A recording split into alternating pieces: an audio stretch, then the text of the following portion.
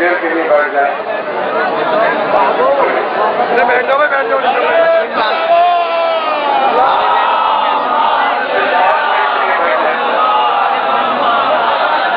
تحریک فرعونیت کی ہے تو بس اوقات اتنی ہی بہا کر بے گناہوں کا لہو اترانا آتا ہے. ضرور بے خبر تجھ کو یہ بات کون سمجھائے, مجھ پر دکھ ہی نہیں سکتا جسے کر جانا آتا ہے. دوستوں, میرے بزرگوں اور میرے بھائیوں, ہر سال کی طرح ہم لوگ اس سال بھی یہاں پر اس ماتم کو برپا کرنے کے لیے حاضر ہوئے ہیں. یہ غم وہ ہے کہ دنیا کے ہر کونے میں منایا جاتا ہے, چاہے وہ پاکستان ہو, ایران ہو, آسٹریلیا ہو, امریکہ ہو, کینیڈا ہو, ہر طرح کے لوگ اس غم میں شامل رہتے ہیں. ہم لوگ ہندوستان کے رہنے والے ہیں. ہندوستان میں ہمارے ہندو بھائیوں کی زیادہ تعداد ہے, زیادہ جن سنکھیا ہے. میں 2 منٹ صرف اپنے ہندو بھائیوں کو یہ بتانا چاہتا ہوں کہ ہم اس غم کو کیوں مناتے ہیں. سب لوگ جانتے ہیں کہ رسول اللہ اور ہندو بھائی ہمیں ان پیغمبر صاحب کے نام سے زیادہ جانتے ہیں. ان کے ایک بیٹی تھی, اس بیٹی کے 2 پتر تھے, جس میں سے ایک پتر کو پہلے زہر دے کے مار دیا گیا, دوسرے سے بیعت طلب کی گئی شام میں. شام جو کہ دمشق میں ہے, وہاں کا جو شاشک یزید تھا وہ اتنا پاورفل تھا, اتنا طاقتور تھا کہ وہاں سے لے کے عراق, ایران اور افغانستان تک کے بارڈر پر اس کا راج تھا. لیکن مدینے کے اندر صرف ایک اور ایک یہ گھرانہ تھا جو اس کی بیعت نہیں کرتا تھا اور اس کے ہر کام کو غلط کہتا تھا. وہ صرف یہی چاہتا تھا کہ اگر یہ گھرانہ مجھے صحیح سمجھے تو پوری اس دنیا کے اندر پورے ان لوگوں کے اوپر میرا راج رہے گا. صرف اسی گھرانے سے ڈرتا تھا. لیکن جیسے ہی بس کے اوپر بیٹھا, فوراً ولید کو جو کہ مدینے میں رہا کرتا تھا, اس کے پاس ایک خط بھیجا کہ امام حسین سے بیعت طلب کر.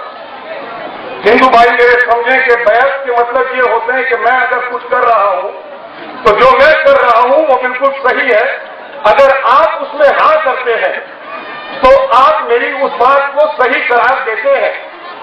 امام حسین نے اس کی بیعت کرنے سے انکار کر دیا کہ تو غلط ہے, دشت ہے, دشٹاچار کرتا ہے, ہم تیری بیعت نہیں کریں گے.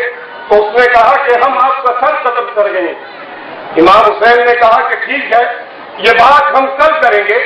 لیکن امام حسین نے جنگ کرنے کے بجائے اس جگہ کو چھوڑنا بہتر سمجھا اور وہاں سے حج کے لیے نکل پڑے اپنے کچھ ساتھیوں کو لے کر, جن کی تعداد 72 بتائی جاتی ہے.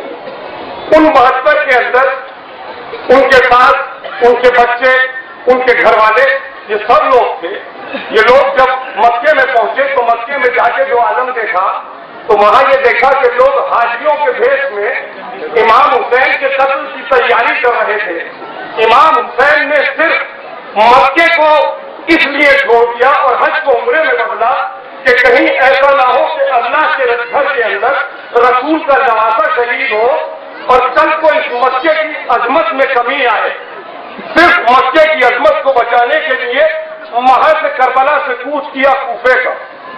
کوفے میں پہنچ کر جب حالات دیکھے تو وہاں پہ دیکھا کہ ان کے چچا زاد بھائی مسلم کی لاش کو گلیوں کے اندر سڑکوں پر گھسیٹا جا رہا تھا.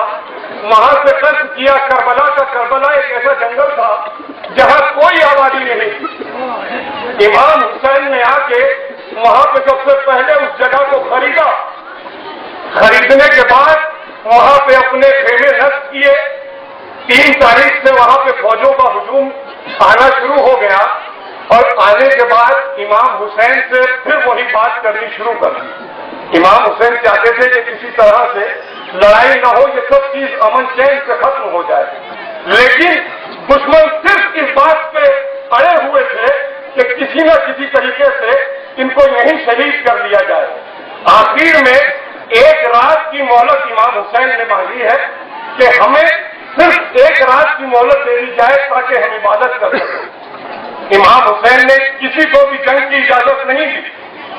हमें यह पैगाम दिया कि हमेशा हक के साथ रहो, चाहे जालिम कितना भी बड़ा हो, आप तादाद में कितने भी कम हो, लेकिन कभी भी जालिम का साथ न दो। और इसी की मिसाल इमाम हुसैन ने रोज़े आशूरा करबला में पेश की। दोस्तों, जो शहादतें इमाम हुसैन ने पेश की, मैं अपने हिंदू भाइयों से पूछना चाहता हूं कि हर जंग में हर जंग के उसूल हुआ करते हैं। किसी भी जंग को शुरू करने से पहले सुबह एक बिगुल बजा करता था, उसके बाद जंग शुरू होती थी। एक सवाल इधर से जाता था, एक उधर से आता था, दोनों अपना इंट्रोडक्शन देते थे, उसके बाद आपस में लड़ा करते थे। लेकिन यहां सारे उसूल बदल गए। यहां से एक सवाल जाता था, वहां से सारे मिलकर हमला करते थे। लेकिन जब उन्हें यह लगता था कि ये अली के घराने वाले लोग हैं, इनको अकेले अकेले मारना मुश्किल है, तो यलगार करते थे, एक साथ मिलकर मारते थे। यही शहादतें इमाम हुसैन ने दी। यहां तक कि 6 महीने के बच्चे को भी करबला के अंदर किसी ने पानी की एक बूंद न दी। आज जो लोग आप खाते हैं, पीते हैं, कोई भी कौम का आदमी हो, ये सिर्फ और सिर्फ इमाम हुसैन के उस 6 महीने के बच्चे का सत्ता है जो आप लोग आज ये पानी और ग़िज़ा पाते हैं। मेरे हिंदू दोस्त, अपने मन की शांति के लिए और आत्मा की शुद्धि के लिए सिर्फ गायत्री मंत्र का जाप करते हैं। मैं भी जानता हूं, हमारे लिए जो हमारे दिल के सुकूनों को सबसे ज्यादा सुकून पहुंचा